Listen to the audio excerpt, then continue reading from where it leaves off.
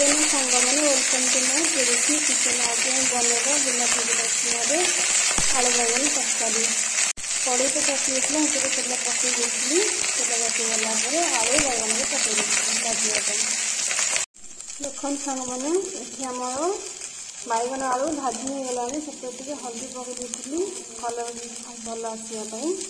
एवं तक काढ़ीदे मसला कषा कढ़ई ताती गलानी से सोरिष तेल पकई देती मसला देदेगा। आवश्यक अनुसार लुण हलदी पकई देती आउ बटा होता मसला टमाटो जीरा अदा आउ गोटा सब पड़ी पड़ी बटा होता मसला मोर ये अल्प अल्प हो जाता से आलू पकई देती सीझापी। आमर मसला आलू कषि गला से बैगन पकईदे बैगन पकई किसी समय तक एक चक्र करदे। देखु ये मु पानी दे देती तरकारीटा सीझापी किसी समय छाड़ीदे।